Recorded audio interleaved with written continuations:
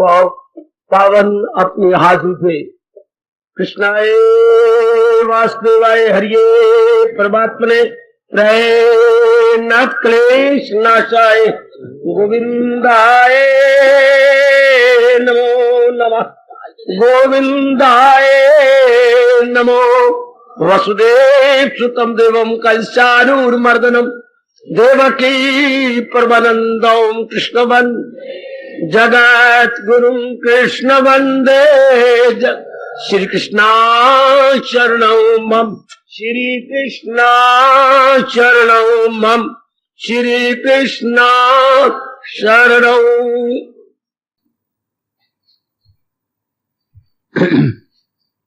अभाग्यशाली कल्याण करने मेरी देवियों, बड़भागी गीता के पैरोकार मेरे सज्जनों धार्मिक भाइयों, आओ मिलजुल करके इस दिव्य वातावरण में उपस्थित हुए अपने मन को एकाग्र करें, अपने ही कल्याणार्थ, अपने ही भगवान जी की अत्यंत मधुर एवं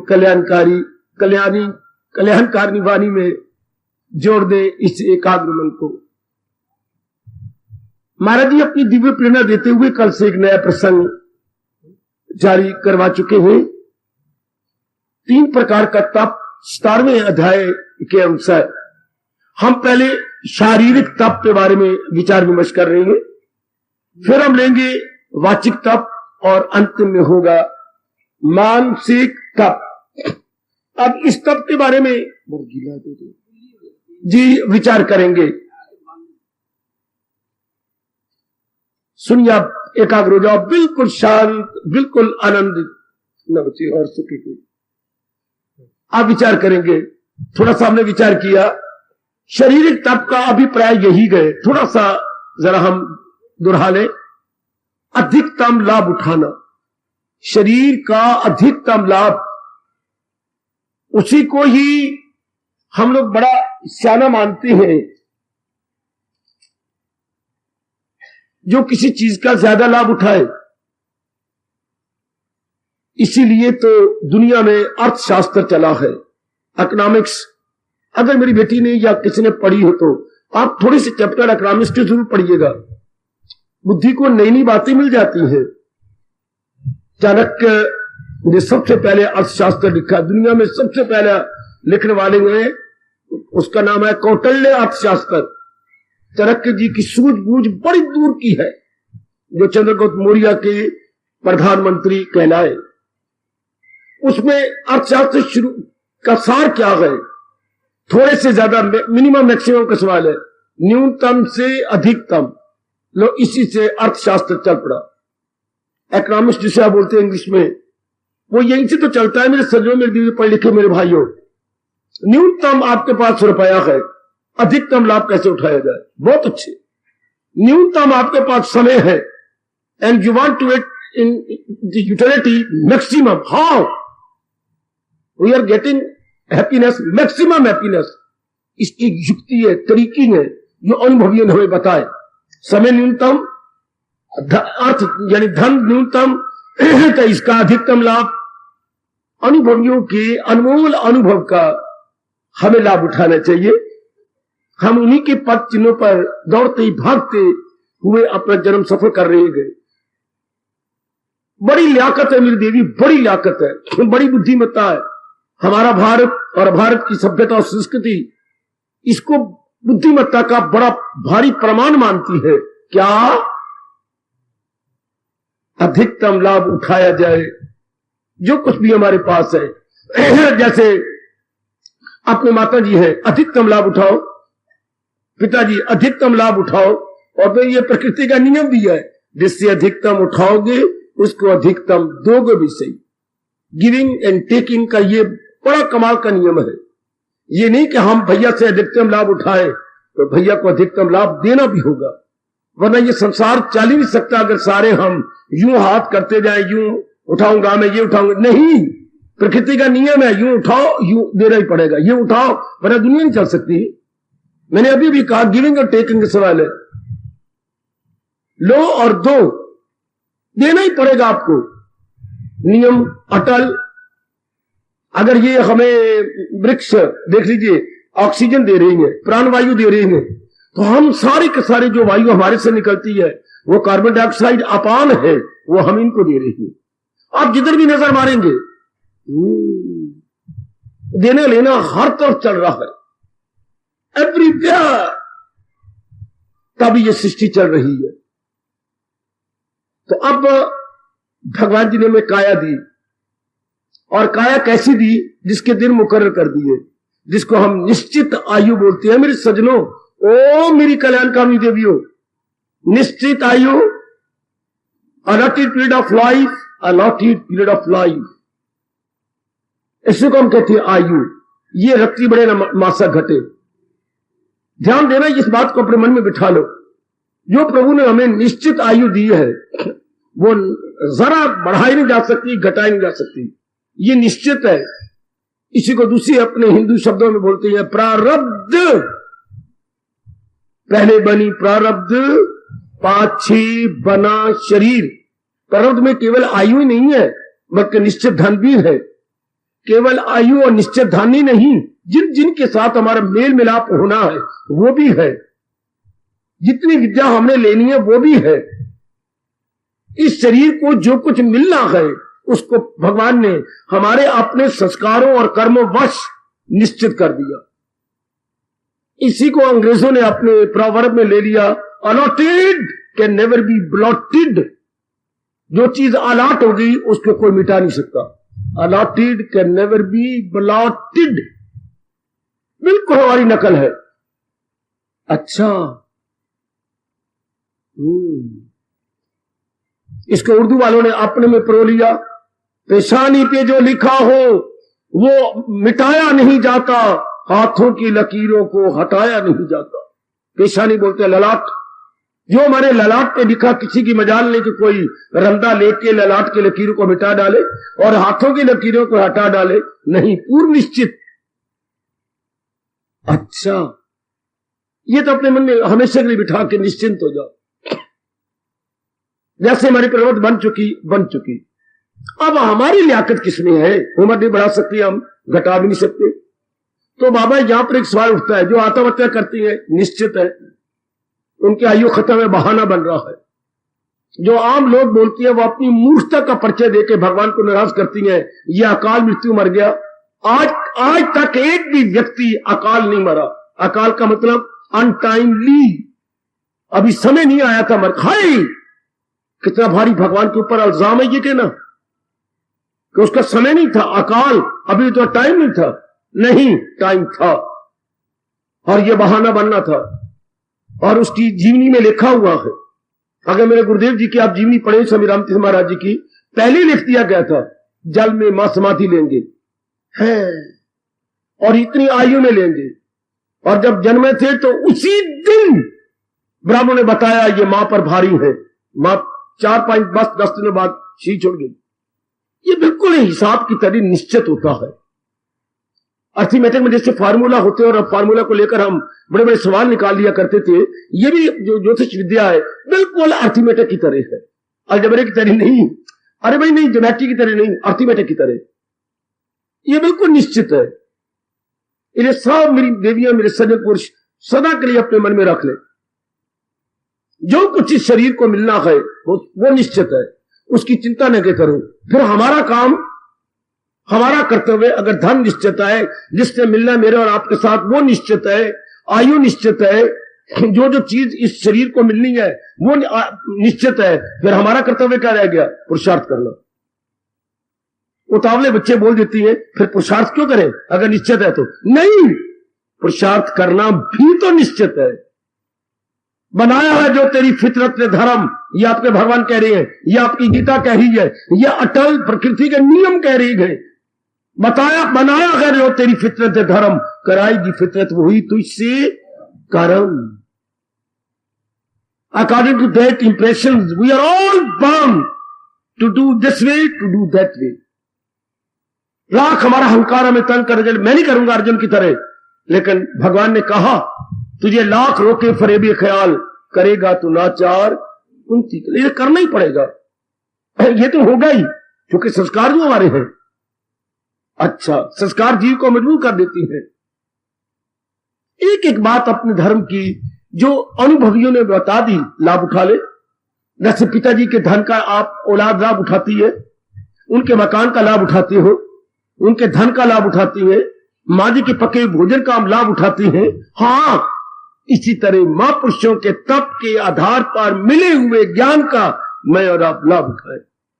यहां जो आते हैं तो यही तो आते हैं, यही पक्की पकाई को खाने आती है। हम घर में मां की पक्की पकाई खाती है, हाँ, पिताजी की कमाई का लाभ उठाती हैं। यहां अपने मां ऋषियों और अवतारी दाता के ज्ञान का लाभ उठाते हैं। वो जो लाभ होता है वो हमारे तन के लिए है, मां का बाप का, ये लाभ है हमारे मन के लिए, हमारी बुद्धि के लिए।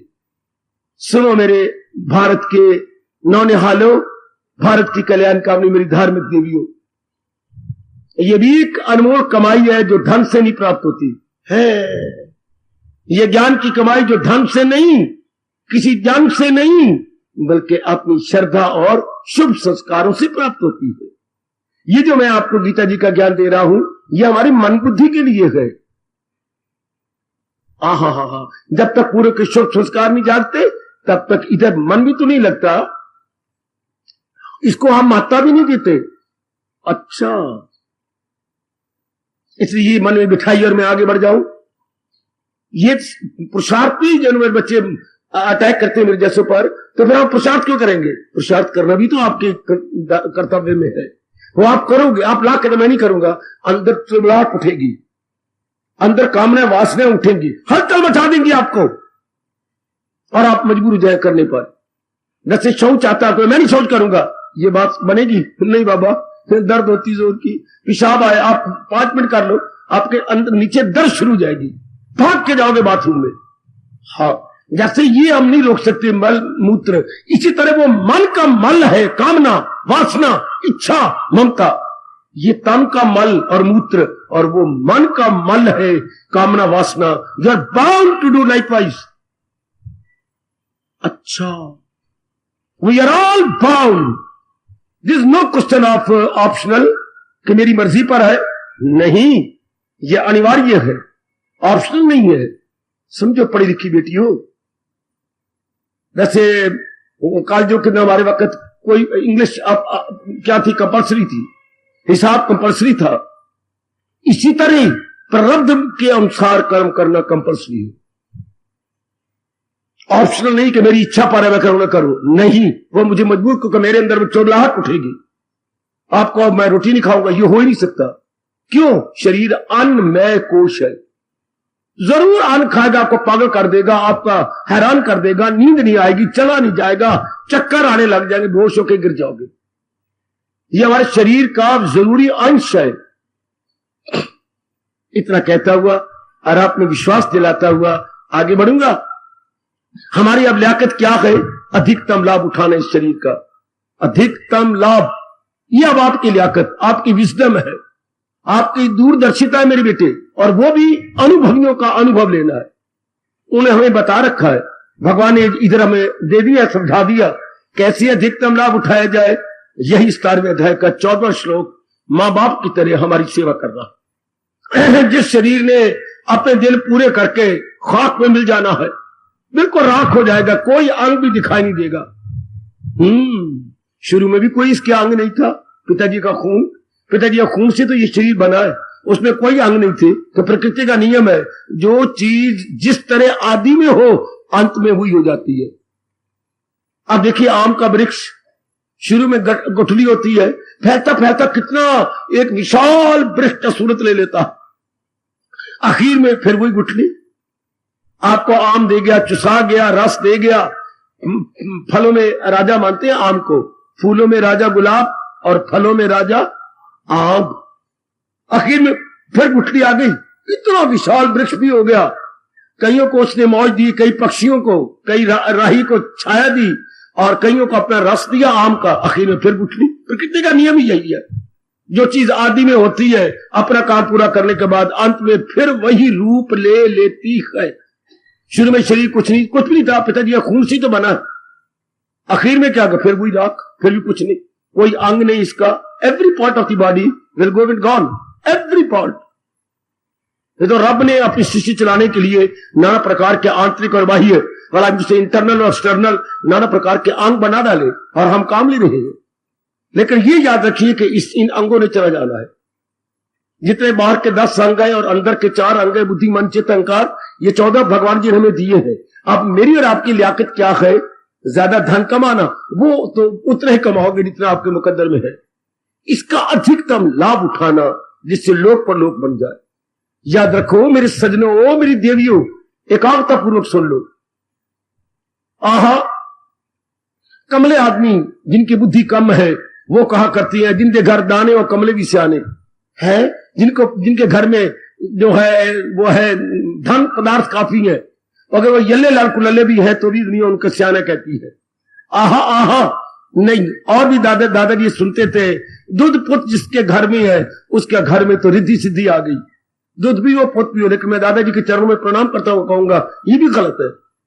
ये दादाजी की अपनी भूल थी, जो एक भूल से हमें कहा करते थे। लेकिन अब जो भगवान जी कह रही है, ये जो अपने शरीर का अधिकतम लाभ उठा रहा है वो है धन आदमी। और लाभ किस रूप में होता है? ये नहीं मैं करोड़ों रुपया कमा लूं, ये नहीं मैं बहुत ज्यादा पढ़ जाऊं, नहीं,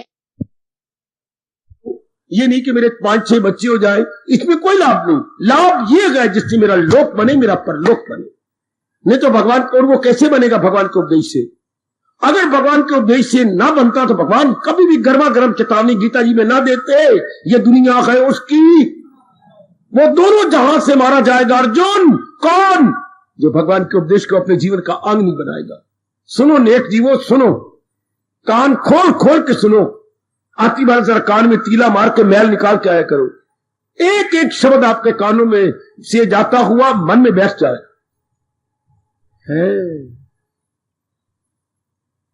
एक एक राज है मेरे भगवान का जो मुझे समझाना है। ये हमारी लियाकत है कि नश्वर शरीर का, जाने वाले शरीर का, खाक में मिल जाने वाले शरीर का, हम भगवान जी के अनमोल कथन के अनुसार, मैं बार बार कहूंगा, लाभ उठाए। मैं और आप कभी नहीं भूलेंगे भगवान का गर्मा गर्म फरमान, क्या जो है मेरी तालीम पर, घर पर, जो मेरे उपदेश के अनुसार जुट गए या लग गए। तो आओ उसी उपदेश का एक हिस्सा हमने कल शुरू किया, जिसको भगवान शारीरिक तप कह रही है, इजिकल टू अधिकतम लाभ। शारीरिक तप के आगे यूं लिखो या अपने मन में लिख लो या अपने समझ लो, क्या? अधिकतम लाभ, maximum benefit ethical to physical finance. अंग्रेजी में तप को बोलते हैं बेटे फिनांस, और उर्दू वाले बोलती हैं जिस्मानी रियाजत। वही मेरे रब्बा, जिस्मानी, जिस्म से बन गया एडजेक्टिव जिस्मानी, और तप से बन गया रियाजत। वो उसको कहते जिस्मानी रियाजत, पर आपका शब्द बहुत अच्छा है, शारीरिक तप। अब इससे ज्यादा लाभ कैसे उठाया जाए? लो, पहले आया जो देव पूजनम, अपने इष्ट देव की पूजा। हम सबका इष्ट देव भगवान कृष्ण है। हम सबका इष्ट देव भगवान कृष्ण है। मेरे सामने जो महात्मा जी आए बैठे हैं, आज पहली बार, हो सकता है आखिरी बार ही आए हो, तो पहली बार जो आए हैं बड़ी उम्र के हैं, इनको हम कहते हैं हरे कृष्ण, सिया राम, जय जय सिया राम, जय जय सिया राम। मैं अयोध्यापुर से आया हूं। गुड। इनके इष्ट देव जी जय जय सिया राम है। हमारे जो इष्ट देव जी हैं वो हमारे भगवान कृष्ण। तो अभी मुझे कह रहे थे आपके होंगे भगवान कृष्ण, मेरे जय जय सिया राम है, तो ठीक है आप कृष्ण मनाओ। बाबा जी कह रहे थे मुझे तो आप कृष्ण मनाओ, हम तो अपने जय जय सिया राम मनाएंगे। तो कोई बात नहीं जी, हम जैसे तो कोई बात नहीं, तुम्हारे कृष्ण और हमारे राम कोई दो थोड़े हैं। अभी कह रही थी आंखें दो हैं लेकिन इसमें प्रकाश तो एक ही है। बिल्कुल ठीक है, हमारे गोलक दो हैं लेकिन उनमें जो दिव्य ज्योति है वो तो एक ही काम करती है। बिल्कुल ठीक है बाबा जी, आपने जो कहा सुना नहीं सत्य है। तो हमारे तो इनको छेड़ना नहीं। अगर आपने जय श्री कृष्ण कह दिया, उन्हें फिर कह देना जय जय सिया राम, जय जय सिया राम। कहो मुबारक हो आपको जय जय सिया राम, हमें मुबारक हो जय श्री कृष्ण। हमारी इष्ट देव वो है। तो पहले शब्द आते शरीर का अधिकतम लाभ क्या है? इष्ट देव की पूजा। पर हम हिंदुओं ने पूजा का अर्थ ही गलत लगा लिया। बड़ा मुझे अफसोस होता है, इतना चोटी का वैदिक धर्म और शुरू से चल रहा है, फ्रॉम द वेरी बिगिनिंग। उन दिनों तो कोई मजहब या रिलीजन था ही नहीं। आज से 5,500 वर्ष पहले जब भगवान ने गीता को उपदेश को प्रकट किया, कोई मजहब धर्म, ये तो आज अभी अभी नए नए निकले हैं सारे, तो शुरू में जो भगवान जी ने जीवों के कल्याण के लिए प्रकट किया उसे बोलते हैं वैदिक सनातन धर्म। वैदिक जो वेदों के आधार पर, और वे भी भगवान जी ने प्रकट किए। देखिए गीता जी में जो आप पाठ करते हो, मैं ऋक यजुर साम वेद, और वेदों में ओम की ध्वनि मेरी ही गए।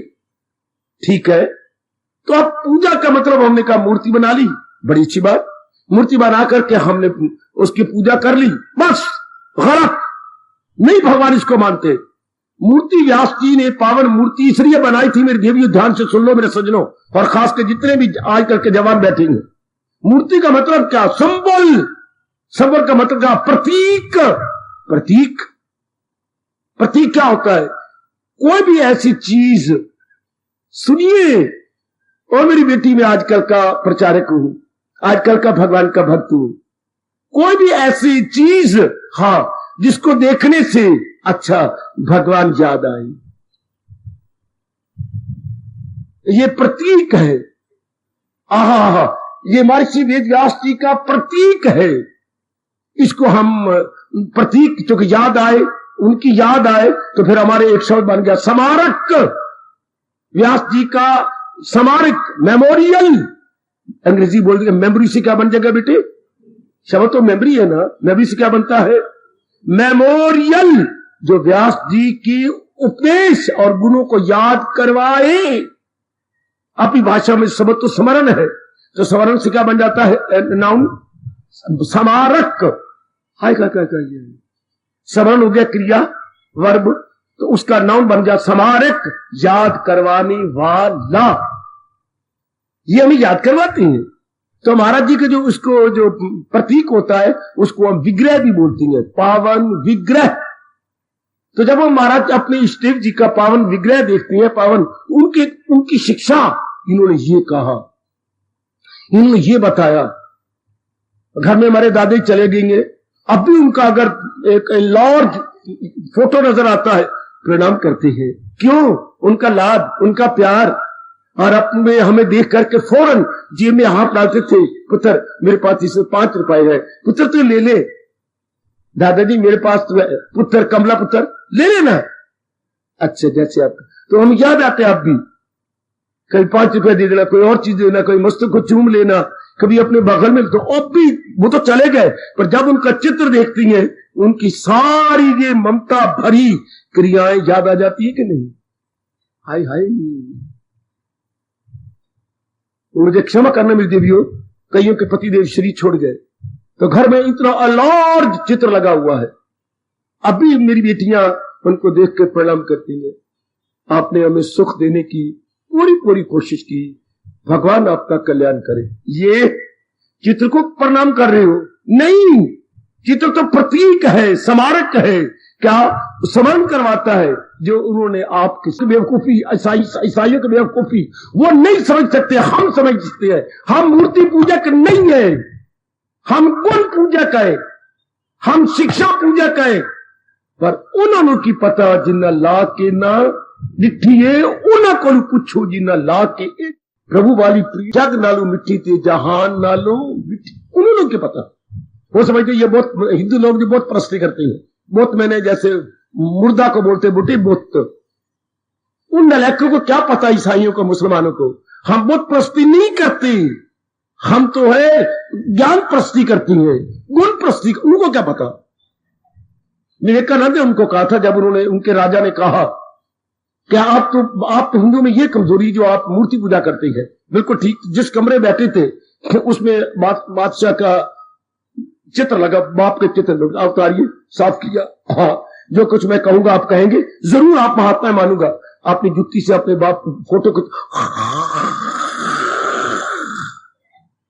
स्वामी जी ये क्या कह दिया?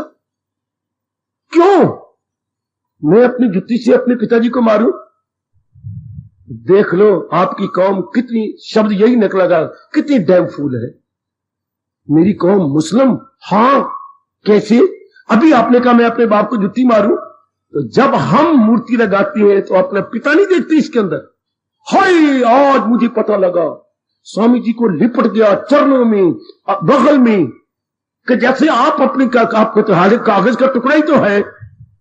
उनका चित्र बाप का लगा था तो उतरवाया, तो कागज अगर जीवनी पढ़ी हो आपने, रोंगटे खड़े हो गए आपके ये घटना सुन पढ़कर कि कागज का चित्र तो है, जुतिया को दो जुतियां मार दो, कागज है ना। नहीं, मेरी क्या है, मेरे मुसलमान बोलते हैं, हम तो बोले पिताजी, हाँ तो मुसलमान कहते हैं मेरे अब्बा जान है, मेरे अब्बा, मेरी मम्मी जान थे, मेरी जान हमारे से और आगे बढ़ गए हैं, ये तो मेरी जान प्राण है, दिस आई कॉन्ट, मेरे अब्बा जान है।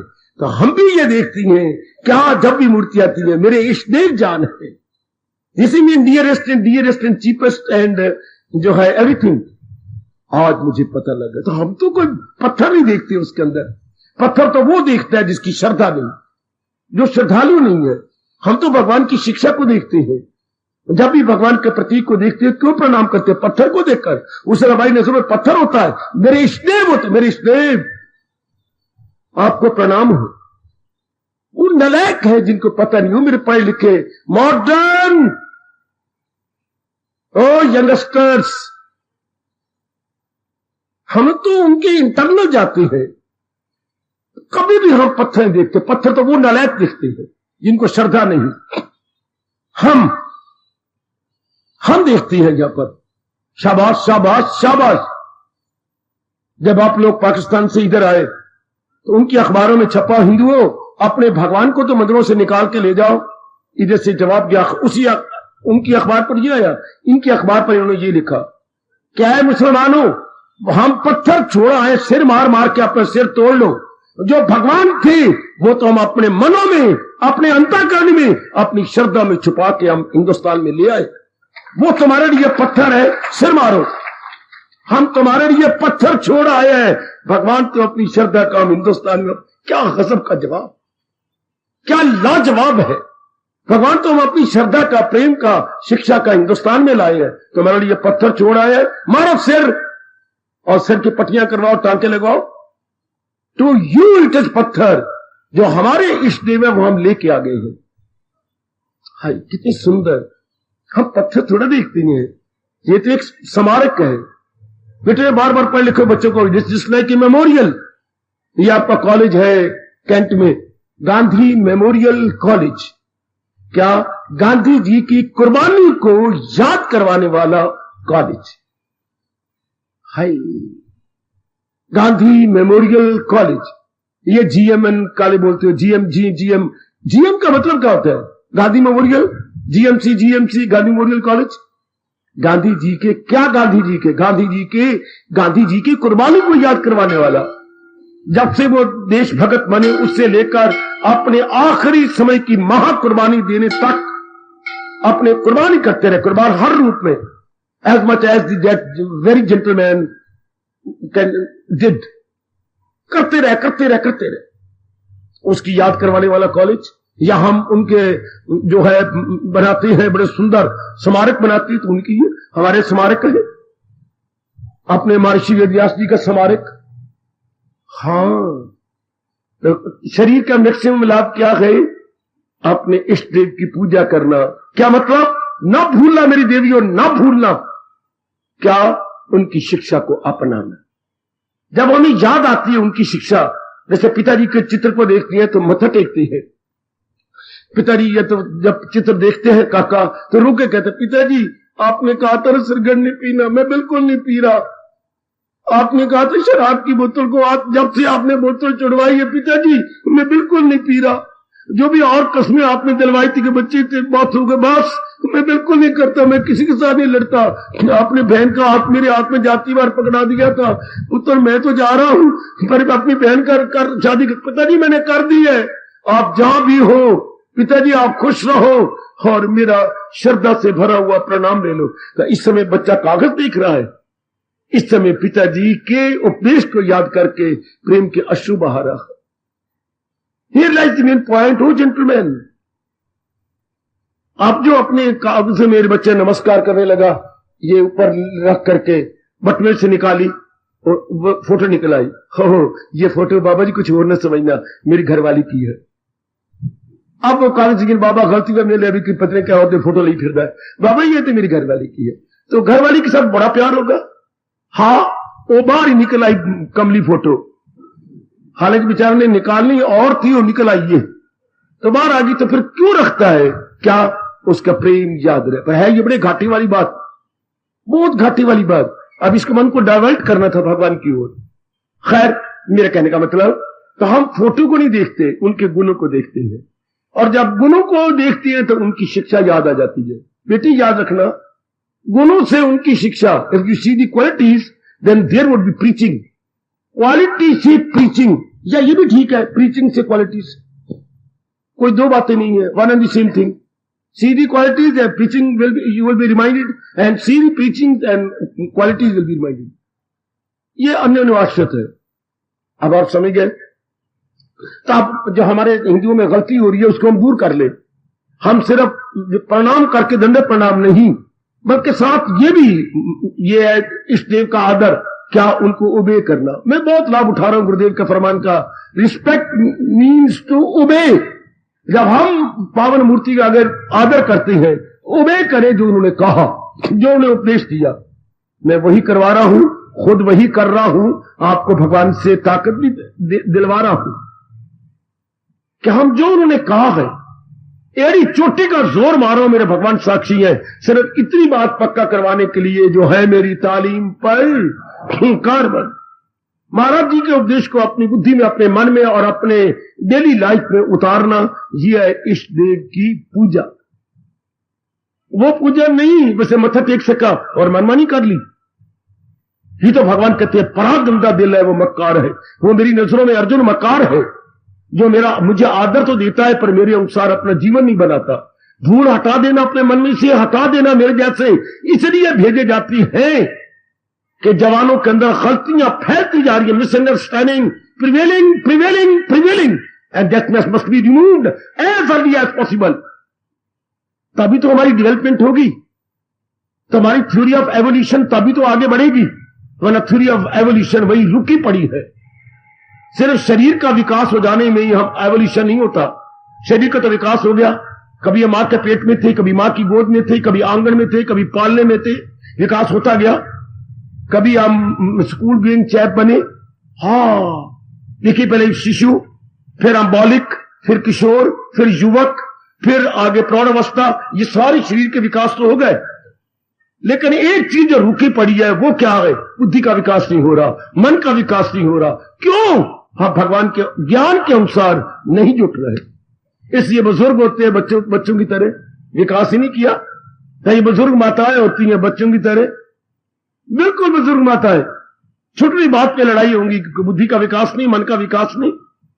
क्यों नहीं विकास हुआ जनता का? चूंकि भगवान के ज्ञान द्वारा विकास होना था, वो लिए ही नहीं। बच्चों वाला स्वभाव बन गया, बिल्कुल बच्चों वाला, बिल्कुल बच्चों वाला स्वभाव। कई के बड़ी हैरानगी होती है कि बुजुर्ग मां आती है, बैठी हुई है वीना की बच्ची, दाल इसकी कच्ची, हाँ मारेगी अपने ये बाजू, उठना जरा परे हो जाना, को तेरी मोल ली हुई जगह मैं नहीं बैठना। ये की बात, इतनी बड़ी उम्र है तो क्यों नहीं होती? तवासर खो जाएगी, फौरन हिलाएगी इसको, परे हटो। उल्टे मां तो विनम्रता दिखा, जितनी बड़ी उम्र हो, हमारी क्या कहती है, बड़ी उम्र किसकी? बड़ी उम्र किसकी? जिसमें विनम्रता आ गई है। याद रखना आपके भगवान क्या कह रहे हैं, आपका हिंदू धर्म क्या कर रहा है। वृद्ध बोलते अपने वृद्ध उम्र में बूढ़ा किसका? जिसमें विनम्रता है, जो झुक जाता है। कहती है जैसे आगे, इसके आगे श्लोक आता है, जिस तरह वृक्ष की टहनी झुकती जाती है, जो जो उसका फल मोटा होता जाता है, जो जो फल पक्का होता जाता है, टहनी झुकती जाएगी, झुकती जाएगी। इसलिए जो जो आपके वाल पक्के होते जाए, झुकते जाओ, झुकते जाओ, झुकते जाओ। वो नीविया नु रब मिलता है, नीवा होके चल ते नीविया नु रब मिलता। मोर दी ह्यूमिलिएशन, मोर दी रियलाइजेशन, याद रखना ये, मोर दी ह्यूमिलिएशन, ह्यूमिलिएट में विनम्रता, उतने ज्यादा मालिक के नजदीक पहुंचते जाओगे। मोर दी ह्यूमिलिएशन, मोर दी मेरे बच्चे रियलाइजेशन। तो अब क्या कहा, शरीर का मैक्सिमम लाभ किसमें होगा? शरीर का तप क्या हो गया? इष्ट देव को प्रणाम करना, ये तो हमारे शिष्टाचार है। ये तो हमारी इंडियन मैनर्स है दंडवत प्रणाम करना। दंडवत प्रणाम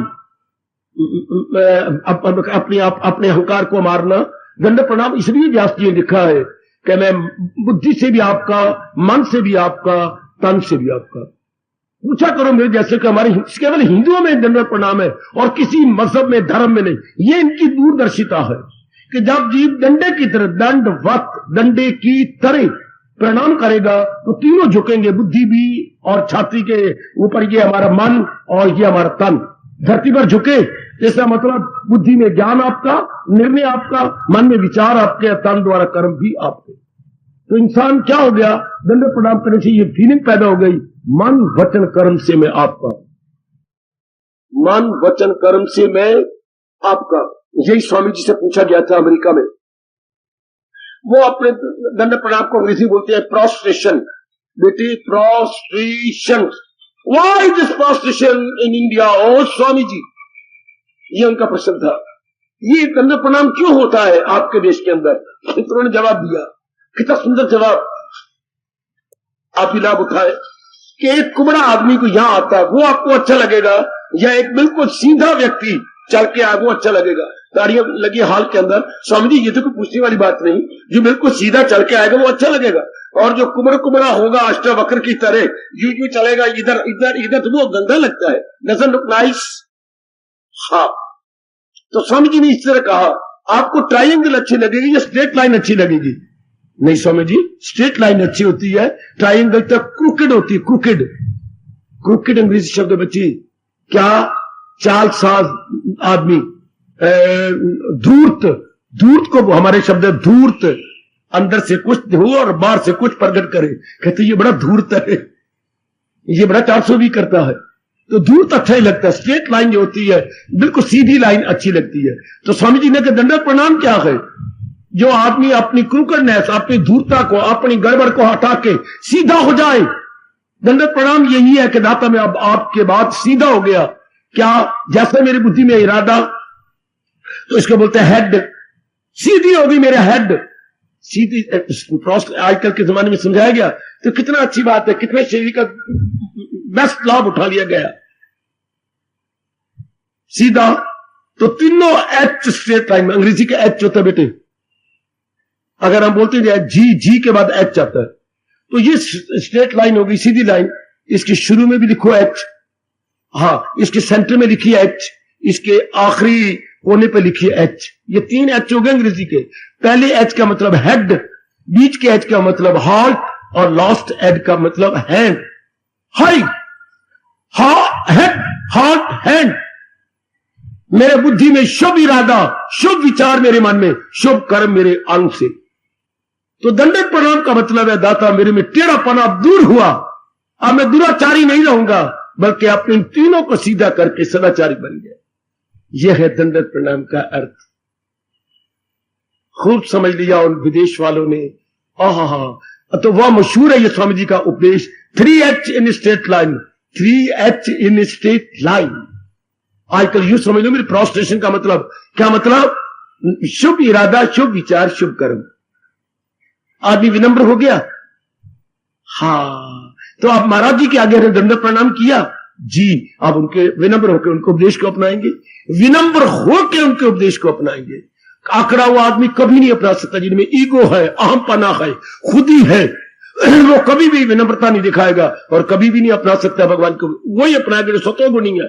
सतोगुणी जो सतगुण बढ़ता है तो विनम्रता ही बढ़ती है, और विनम्रता बढ़ने से हमारे में श्रद्धा अपने इष्ट देव के प्रति बढ़ती है। जो श्रद्धा बढ़ती है तो ज्ञान हमारे अंदर आता है, तो ज्ञान आएगा। इसको उपदेश देते हुए व्यास जी ने कहा, ये देखिए क्या कभी गए होंगे ऋषिकेश? हाँ, कभी हरिद्वार से ऊपर ये ऋषिकेश है। हाँ, ये आपने देखा ये फॉल गिर रही है, फॉल बेटी, ये पानी की फॉल पहाड़ों से गिर रही है। क्यों? धरती विनम्र है ना, इसके ऊपर माला माल पानी आ रहा है, धरती झुकी है ना। हाँ, तो पहाड़ के पास जो कुछ है दिए जा रहा है, दिए जा रहा है, दिए जा रहा है। और कितनी बड़ी गंगा बन गई पवित्र करने वाली, झुकी है ना धरती भगवती, और ऊपर से वो पानी आ रहा है लगातार, जिसको आप बोलते हैं अपनी भाषा में प्रपात, प्रपात। और उर्दू वाले बोलते हैं आब शारे, आब मैंने पानी, शारे मैंने धार, जो लगातार धार नीचे बढ़े, आब शारे या प्रपात या अंग्रेजी में फॉल, वाटरफॉल। ये वाटरफॉल लगातार गिर रहा है। लो, उर्दू के शायर को मौका मिल गया। ज़ही दस्तों का रुतबा एले दस्तों से ज्यादा, जो बड़े अमीर है उनसे ज्यादा वो है जो अपने आप को भगवान के अर्पण कर चुके हैं और बिल्कुल कंगाल हो चुके हैं। ज़ही दस्त बड़े ऊंचे ऊंचे धनाढ़ आदमी, उनका रुतबा जो है कम है, भक्तों का ज्यादा हो चुका, उन्होंने अर्पण कर दिया सब कुछ। ज़ही दस्तों का रुतबा एले दस्तों से ज्यादा है। सुनिए सुनिए, आपके शरीर का बेस्ट लाभ, ज़ही दस्तों का रुतबा एले दस्तों से ज्यादा है। वो देखिए सुराही सर झुका देती है जब पैमाना आता। भरी हो इस पानी की सुराही, खाली पैमाना, तो सुराही ने सिर झुका दिया खाली पैमाने को भरने के लिए। जब आदमी विनम्र हो गया, भगवान ने उसकी बुद्धि में अपना ज्ञान झुका दिया, अपना ज्ञान दे दिया। सुराही सर झुका देती है जब पैमाना आता। तो शरीर का उत्तम लाभ क्या है? इष्ट देव के आगे विनम्रता दिखाना और मन बुद्धि कर्म से एक हो जाके उनके उपदेश को अपनाना। यह है best utilization of this physical body. Best क्या अपने इष्ट देव का, शब्द देव आया पहले, इष्ट देव के उपदेश को अपनाना। सिर्फ मत्था टेकना नहीं होता, सिर्फ प्रणाम करना नहीं होता। ये तो एक कपट हो जाएगा कि मैं प्रणाम करता हूं लेकिन उनको उपदेश को नहीं मानता। केवल प्रणाम कर दिया, केवल दंडक प्रणाम किया। व्हाट अबाउट उसके प्रीचिंग और टीचिंग? अपने भूल का सुधार कर लो। ओ हिंदू धर्म से साथ प्यार करने वालों, ओ वैदिक धर्म के अनुयायी मेरी देवियों, सिर्फ सिर झुकाना नहीं पावन मूर्ति के आगे, बल्कि उनके उपदेश के अनुसार अपने आप को ढाल लेना, उपदेश के अनुसार अपने आप को बना लेना। हो गया इस नाशवान शरीर का पूरा लाभ जब हमने पावन मूर्ति के आगे अपने आप को झुकाया। अब हम कहेंगे ये पावन प्रतीक है, ये मेरे इष्टदेव जी है, ये पावन मूर्ति है। पावन क्यों का शब्द लगाते हैं? मूर्ति बोलना पाप है। ये भगवान की मूर्ति है। पाप होता पुत्र है बेटे, पाप। और young man withdraw your tongue, ये पाप है। शब्द एडजेक्टिव लगाओ, विशेषण लगाओ। पावन, पवित्र का मूर्ति। क्यों? चूंकि इनको देख के जब उपदेश याद आता है, अंतःकरण पवित्र होता है। इसलिए मूर्ति के आगे ये शब्द व्यास जी कहते हैं जरूर कहो, पावन मूर्ति, हमें पावन करने वाली। पावन जल, पावन मूर्ति मैं बोलता हूं जो पावन करती है। पावन मूर्ति, अच्छा। पावन जल, अच्छा। पावन अग्नि, अच्छा। पावन वायु, हाय, इनको पावन पावन पावन कहा गया। मैं आपको जानकारी कराऊं अपने धर्म की। मैं इसलिए आया बैठा हूं आपको समझाने के लिए। तो सबसे पहले नाम आता है पावन मूर्ति का। पावन शब्द लगाइए, जो नहीं लगाती बेचे आज के बाद कसम खा लो कि जब भी मैं शब्द मूर्ति बोलूंगी या तो विग्रह कहूंगी। विग्रह, वहां में छोटी की मात्रा, गा के पेट में रा, गा के नीचे रा, विग्रह नहीं, गृह की तरह नहीं, पेट में रा, विग्रह आगे हा। पावन विग्रह जो हमें अपना उपदेश याद करवा देती है और हम फिर उसके अनुसार हम जो आए कल्याणकामी जीव, तो केवल प्रणाम ही नहीं करेंगे बल्कि उनके उपदेश को भी जीवन। मालिक कितने खुश होते हैं आजकल के जमाने में मेरे अनुभव का लाभ उठाना, जो प्रणाम करता हुआ उनके उपदेश को अपने जीवन में उतार रहा है, उनके उपदेश को अपने जीवन में ढाल रहा है। मेरे देवियों, विश्वास करो, जैसे अनुभव मेरे मालिक ने करवाया मैं उसी तरह बोलता जा रहा हूं। बहुत इष्टदेव जी प्रसन्न होते हैं। तो इस खाक में मिल जाने वाले शरीर का उत्तम लाभ क्या है? इष्टदेव को प्रणाम करें और उनके उपदेश को अपने जीवन का अंग बना ले। शाबाश। भगवान भी गीता जी में याद करवा रहे हैं, आपको याद है, मैंने सृष्टि बनाई, सुनिए जरा, कर्मयोग के अंदर, और मैंने नाना प्रकार की योनियां बनाई जी। उन योनियों में उत्तम योनि मैंने मनुष्य योनि बनाई, ठीक। और मनुष्य का कल्याण कैसे होता है, मैंने इनका लिए ज्ञान जारी किया, हाँ। और इसी ज्ञान को अपनाने के लिए भगवान ने ज्ञान बनाया होता, अधूरी बात थी। भगवान कहते इसी ज्ञान को अपनाने के लिए मैंने ऋषि, देव ऋषि, राज ऋषि, ब्रह्म ऋषि, बनाए जो कि हर स्थान में जा जा करके भगवान के उत्तम उपदेश को समझाते बताते हैं। जगह जगह भगवान ने वो भी भेज दिया। हर जगह हर स्थान पर आप जैसे नेक जीवों के लिए भगवान के प्यारे जरूर मिलेंगे। शक्कर खोरे को शक्कर, मूजी को टक्कर मिलती है, चाहे मारे 100 को चक्कर, कहावत है हमारे देश में। तो जगह जगह जगह जगह ये सारे ऋषि घूम रहे हैं हमें जगाने के लिए। जैसे रात को आप अलार्म लगा देते हैं 2 बजे का, तो अलार्म बजा घड़ी का, क्यों? आपको जगाने के लिए। नेक जीवो, भगवान के कह रहे शरीर तप, पहले शब्द लगाया देव, इस देव के उपदेश को अपनी बुद्धि, मन और दैनिक कर्मों में उतार देना, यह है इस देव का पूरा पूरा आदर। प्रणाम भी करेंगे, मैंने अभी भी कहा, वो तो हमारे शिष्टाचार है, वो तो इंडियन मैनर्स है बच्ची। प्रणाम करना, आप आए तो नमस्कार करके सिर झुकाना, विनम्रता दिखाना, ये इंडियन मैनर कितने अच्छी हैं। हमारे भारतीय शिष्टाचार बहुत अच्छी है, किसी भी देश के ऐसी शिष्टाचार नहीं है। क्या शब्द, क्या बच्चे? शब्द शिष्टाचार नहीं होता। बार बार आप तो बोली जा रहे हो, मैं समझा देता हूं। शब्द है शिष्ट आचार। शिष्ट मैंने अच्छी अच्छी, जिसका लाभ हो। आचार मैंने हमारी क्रियाएं, शुभ क्रियाएं, या तो बोलो शुभ क्रियाएं या कह लो शिष्ट आचार। शिष्टाचार अब संधि हो जाती है, इसलिए शब्द क्या बन जाता है? शिष्टाचार। वो आ का मात्रा बन जाती है, आ की मात्रा। हा शब्द तो शिष्ट आचार है। भले गुड मैनर्स अंग्रेजी बोलेंगे, शिष्ट मैंने गुड और आचार के बाद मैनर्स, या एक शब्द आम चल पड़ा आजकल एटिकेट, एटिकेट्स। यानी क्या हो गया? Sound etiquettes. ये हमारी इंडियन साउंड एटिकेट है। प्रणाम करना, सिर झुकाना, आप आए तो आपको आदर से कहना चाचा जी नमस्कार पुत्र। खामखा जब मैंने विनम्रता दिखाई, छाती झुकाई, हाथ जोड़े, पुत्र सुखी रहो, आपका भविष्य उज्जवल हो, ये कब ये अपने आप आपसे निकला? जब मैंने विनम्रता दिखाई और मीठे शब्दों में कहा चाचा जी नमस्कार।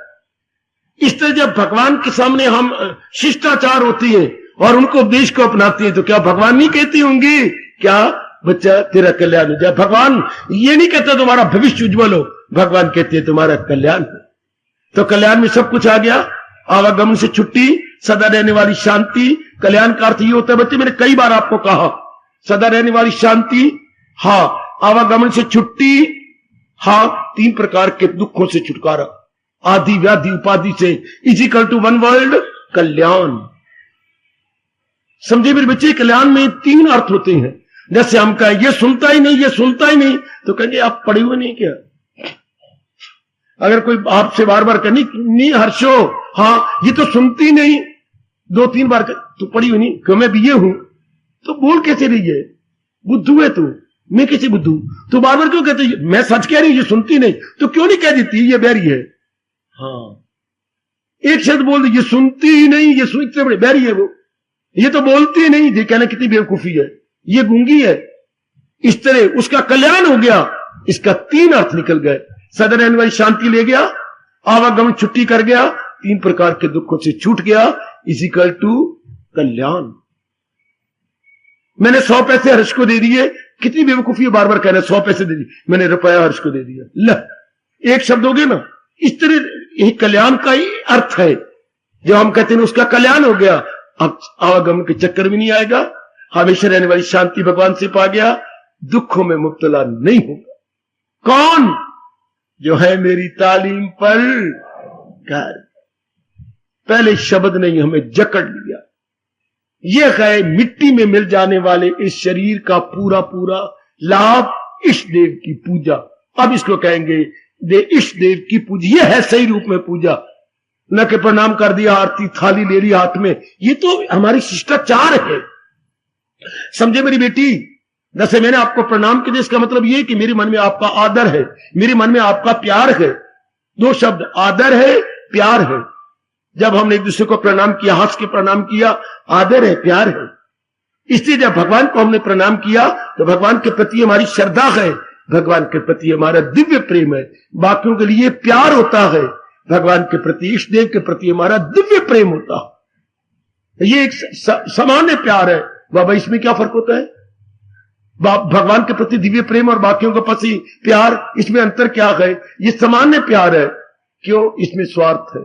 हाय मेरे रब्बा, जो एक दूसरे को हम प्यार करती हैं या प्रणाम करते हैं, इसमें मेरा और आपका स्वार्थ है। मेरा स्वार्थ आपसे पूरा होता है, आपका स्वार्थ मेरे से पूरा होता है। तो जो जिस प्यार में स्वार्थ हो उसे प्यार भी नहीं कहते, उसे मोह कहते हैं। दैट वेरी प्यार कॉल्ड अटैचमेंट, मोह। और भगवान के प्रति हमारा दिव्य प्रेम, डिवाइन लव, उसमें हमारा कोई स्वार्थ नहीं है, हमारा कल्याण है। ओ नेक जीवो, ओ नेक मेरी देवियों, इसलिए भगवान के साथ लगता है दिव्य प्रेम और आप लोगों के साथ लगता है प्यार। और प्यार में स्वार्थ होता है, दोनों का, पति पत्नी का आपस में स्वार्थ, बहन भाई का आपस में स्वार्थ, मां बेटी का अपने स्वार्थ, बहन बहन का स्वार्थ, भाई मेरे पाए दो मित्रों का आपस में स्वार्थ। लेकिन भगवान के प्रति कोई स्वार्थ नहीं, भगवान के प्रति हमारी कल्याण की भावना। कल्याण, ये हिंदुओं में कितना प्यारा शब्द है, ये हमारी जाति में व्यास जी ने कितना अच्छा शब्द निकाला है, भगवान आपका कल्याण करे। ओम शिवम अस्तु, ये हमारे देश का मंत्र है। क्या? प्रभु आपका कल्याण करे। आहा मालिक, इसमें सब कुछ आ गया। जिसने ये कह दिया शिवम अस्तु, उसका कल्याण है। शिव का मतलब होता है कल्याणकारी। शिव का लक्ष्य मतलब वो नहीं कि हाथ में त्रिशूल लिए हुए और डंडा लिए, वो नहीं। शिवम अस्तु, भगवान आपका कल्याण करे, भगवान आपके शिव शिव अच्छे अच्छे दिन दिखलाए। आओ अपने इस मिट जाने वाले शरीर का मैक्सिमम लाभ उठाएं। क्या मतलब? इष्ट देव की पूजा करें। इष्ट देव की पूजा यही नहीं जो अपने हिंदुओं, मैंने बार बार कहते जा रहा हूं, जो आम मंदिरों में हो रही है, ये पूजा नहीं है, ये भगवान का अनादर है। क्यों? पूजा तो करती हैं, आरती भी कर लेती हैं, तली भी खड़काती हैं, लेकिन उनके अनुसार जीवन नहीं बनाते। मैं इसी पर जोर दे रहा, अनुरोध पूर्वक कह रहा हूं, I insist and again emphasise कि हमने जिनके सामने सिर झुकाया है उनकी आज्ञा को अपने जीवन में ढालना है। ये होगा इस मिट जाने वाले शरीर का पूरा लाभ, पूरा लाभ। अब हमने पूरा लाभ उनके उपदेश को ले लिया। क्यों उनके सामने सिर झुकाती है? और परम मूर्ति हनुमान जी की है, उनको क्यों नहीं झुकाते? इसलिए कि वो हमारे इष्ट देव नहीं है। क्या मतलब? उनसे हमने पूरा लाभ नहीं उठाया। श्रीमान जी उनसे लाभ उठाएंगे और बार बार हनुमान जी को राम भगत कह के प्रणाम करेंगे, लेकिन हमारा मन चूंकि महाराज जी की गीता से बहुत लाभ उठा रहा है, उठाता रहेगा। इसलिए अगर ये एक बार प्रणाम करेंगे भगवान कृष्ण को, शायद हमारे जैसे 10-10 बार प्रणाम करके 11वीं बार फिर प्रणाम करने का जी चाहेगा। यही तो गीता में अर्जुन ने सिखाया हमें, तुम्हें नमस्कार हाजराना, तुम्हें नमस्कार गायबाना, तुम्हें नमस्कार हर तरफ से, कि कुल में जलवा नुमा तुम्ही।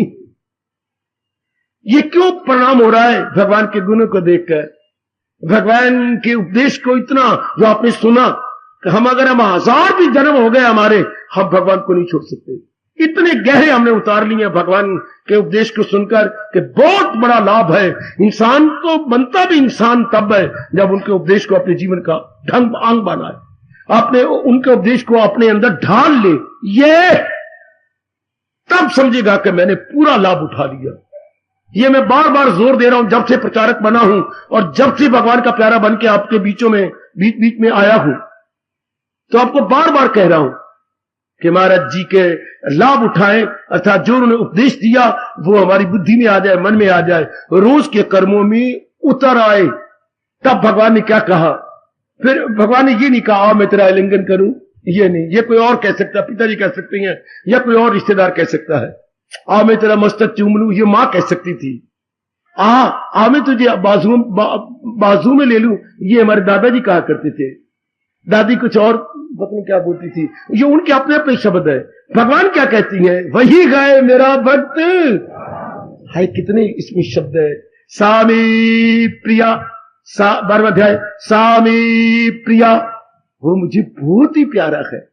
और अपने इतना कह के भी चलो भगवान चुप हो जाते, नहीं चुप हुए, उनका प्यार ओवरफ्लो हुआ। भगवान का ओवरफ्लो होता है कि 4 किलो का बर्तन हो, आप 5 किलो डाल दें तो पानी क्या होगा? अब छलकेगा, अपनी भाषा में कहेंगे छलकना, पानी छलकेगा, क्योंकि दूध ज्यादा डाल दिया, बर्तन छोटा है।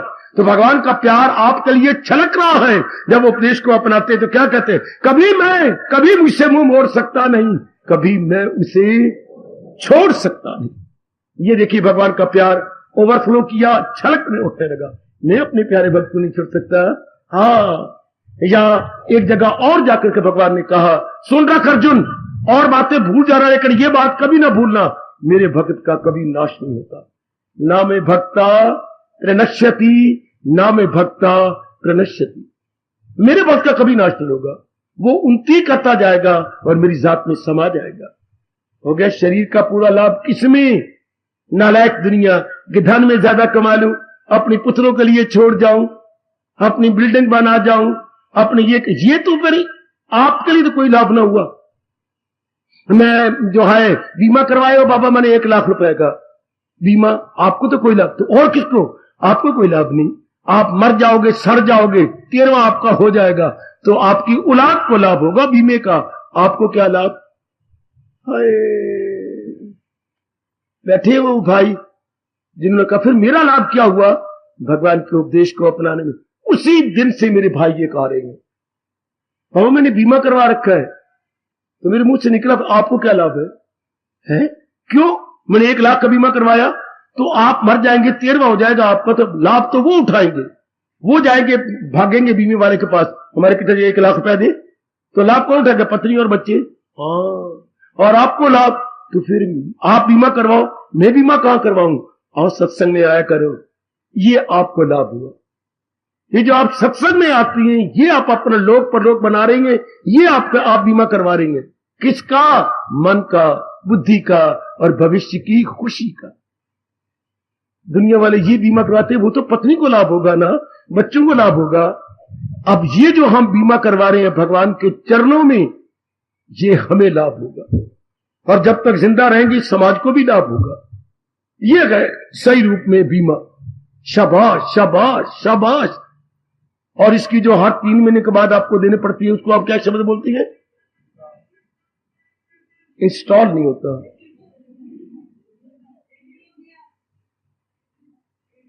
प्रीमियम आ गया। ये जो प्रीमियम हम देती है, ये जो बीमा हम करवा रहे हैं, इसमें प्रीमियम 1 बार देना पड़ता है, सिर्फ 1 बार है। संसार के बीमे में 3 बार की, जैसे हमने 3 महीने के बाद किया, तो 3 महीने के बाद मैंने 300 रुपया देना पड़ा, उसके मतलब यह 400 जो मैंने बांध लिया। अगर ज्यादा बीमा कराया ज्यादा देना पड़ेगा, आफ्टर 3 मंथ क्वार्टरली आपको देना पड़ेगा। इसमें 1 ही बार बीमा, बाबा 1 बार, कौन सा भूल गए? जब आप भगवान के चरणों में बीमा करवाते हैं तो 1 बार बीमा देना पड़ता है, 1 बार। बाबा तू बड़ा अजीब है, सच में ये बड़ा अजीब है, कोई शक नहीं से हमें 1 बार ही श्रद्धा और प्रेम पूर्वक मैं ये लाभ हो मेरी जो नेक रास्ता,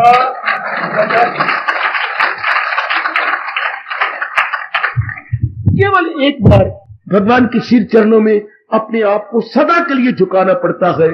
1 बार बीमा देना पड़ा। पूर्ण रूपेण मैं आपका हूं मेरे इष्टदेव। हाय ओ मेरी मैया, ओ मेरी कल्याण कामनी भगवती, ओनली वंस इन लाइफ। ये बड़ा निराला बीमा है।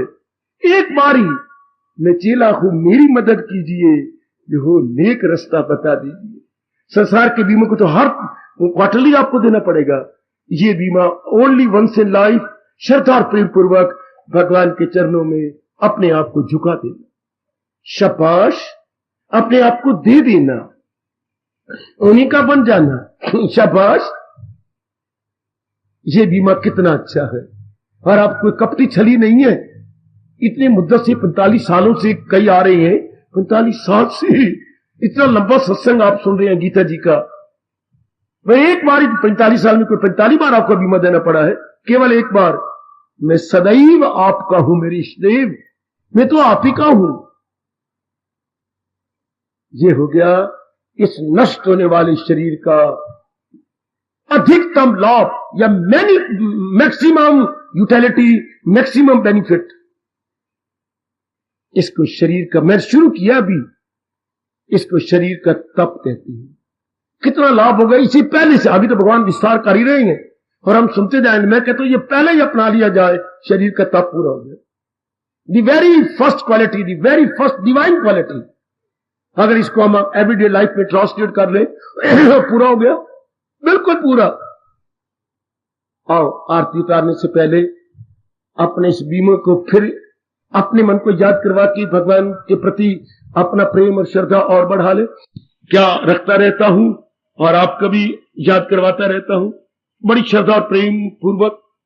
ओ एक बार जगह सर झुक जाए, फिर सर को वहां से उठाना क्या।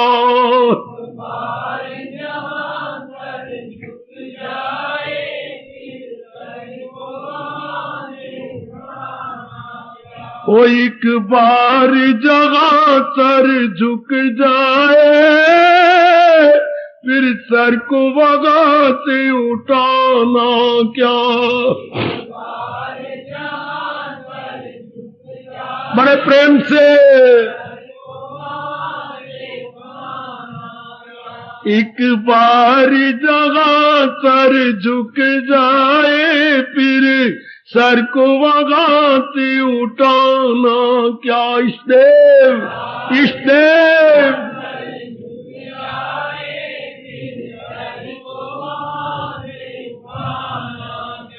कदमों में तेरे, कदम चरणों में, अरे चरणों में तेरे, कदमों में तेरे, जीना मरना अब दूर यहाँ से जाना क्या।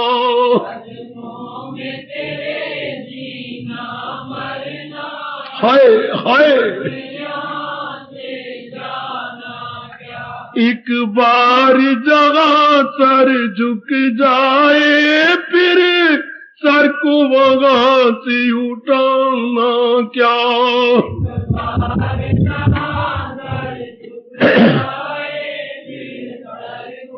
बहुत अच्छे। कदमों में तेरे और कदमों में तेरे जी ना मरना अब दूर यहाँ से जाना क्या।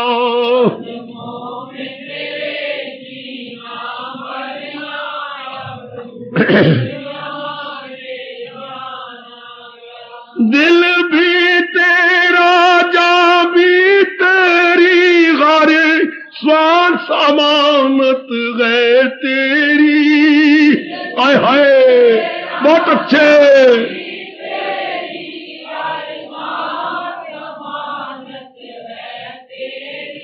दिल भी तेरा जा भी तेरी, हर श्वास अमानत है तेरी।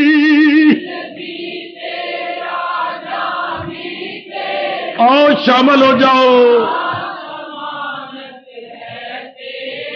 जो हुक्म होवे सरकार मेरी, गम पेश करे नजराना क्या।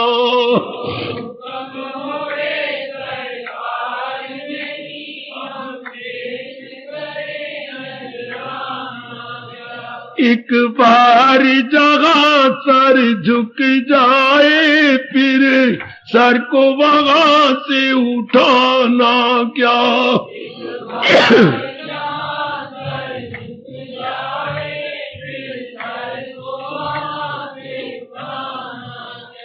कदमों में तेरे जीना मरना अब दूर यहाँ से जाना क्या।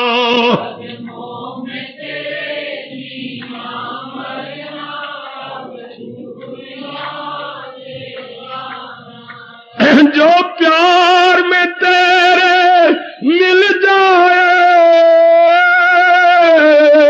वो कांटे फूल से बेहतर गए। हाय हाय हाय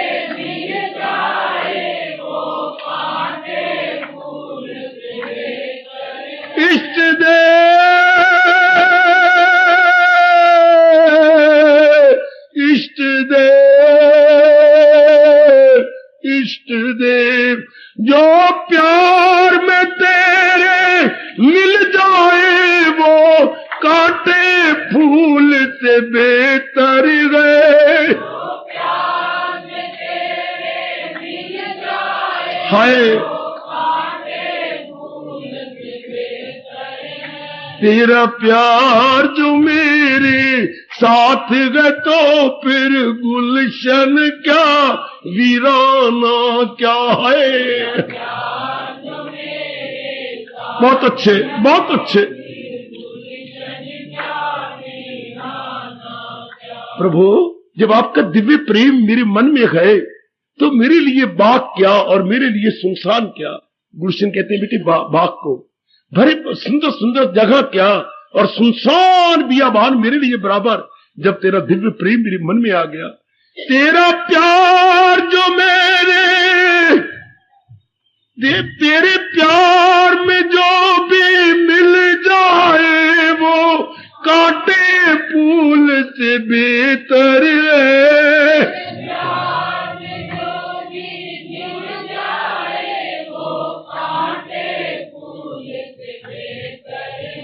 तेरा प्यार जो मेरे साथ गए तो फिर गुलशन क्या वीराना क्या है।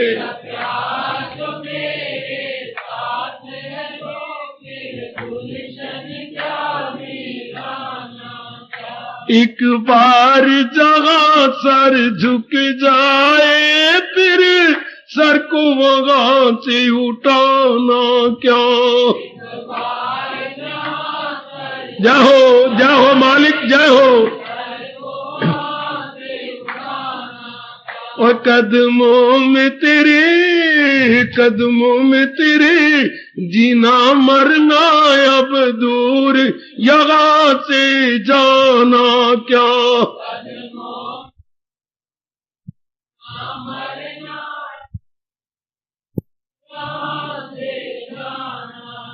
कहाँ चले गए महापुरुष, देखी ना भाव कहाँ निकल गए, तोड़ के ले गए आकाश और वैकुंठ में पहुंच गए। यही कहा जाता है जहां ना पहुंचे रवि वहां पहुंचे कवि।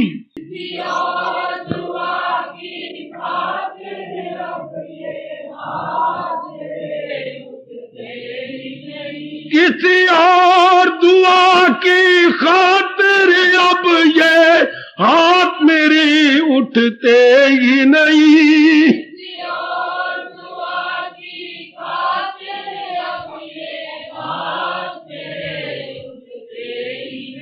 हाय जब ख्वाहिश की ख्वाहिश ही नहीं फिर दामन का फैलाना क्या। जब ख्वाहिश की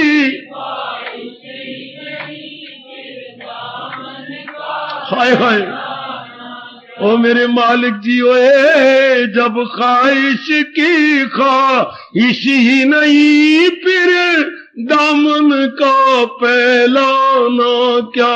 जब ख्वाहिश की ख्वाहिश ही नहीं फिर दामन का फैलाना क्या। और कदमों में तेरे जीना मरना अब दूर जगह से जाना क्या। बहुत अच्छे। तुम एक में अनेक गो, अनेक में भी एक गो। बहुत अच्छे।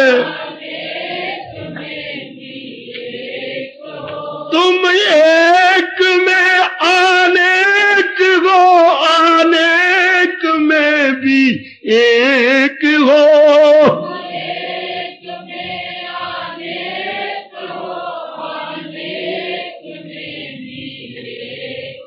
और जब तेरे सिवा कुछ है भी नहीं फिर मन को अब ललचाना क्या।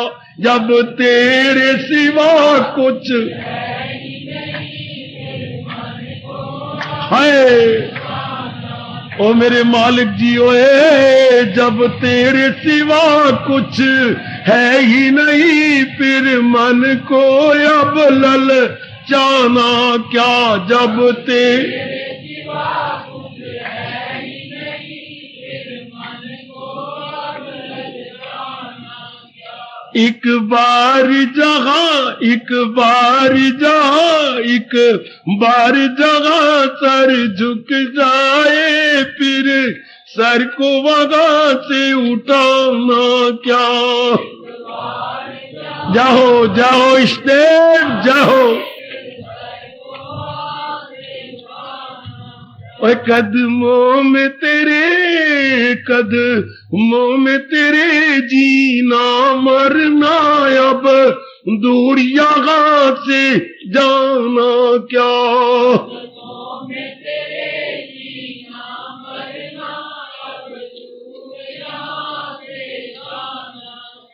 हार्दिक धन्यवाद, हार्दिक आशीर्वाद। अब अपनी शहंशाह की आज आरती बड़े प्रेम और श्रद्धा से उतारे।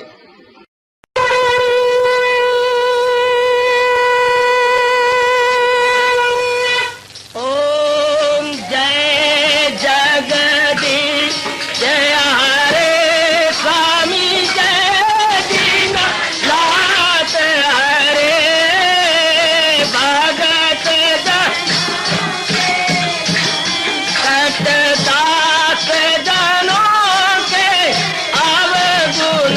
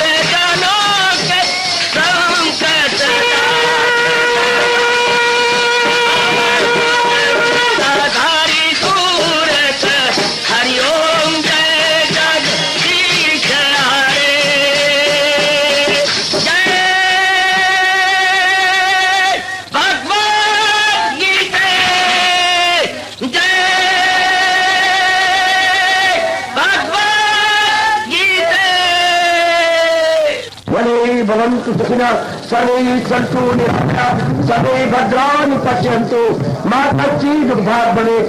हरि ओम शांति शांति शांति। ओम प्रभु इसलिए भगवान कृष्ण की जगत गुरु भगवान कृष्ण महाराज की सफल करना इसलिए हार्दिक धन्यवाद।